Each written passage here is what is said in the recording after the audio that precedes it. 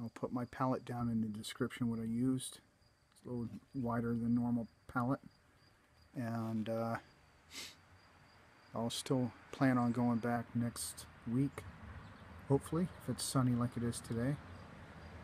And I probably won't even really need the sun. I just got to look at details and that sort of thing. And like I mentioned, I'm thinking of adding my little pointer here, of adding a hanging plant somewhere in there, and maybe a few odds and ends, little details of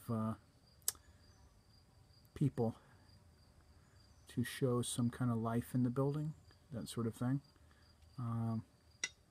It was a risk kind of chopping off the top of the house, but I tend to like to do cropped in composition, so I think it'll be okay.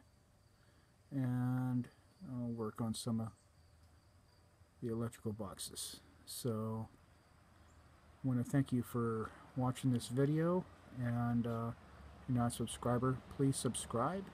And if you are, thank you for watching my videos, and please comment if you have any opinions or ideas of your own for when you paint outdoors.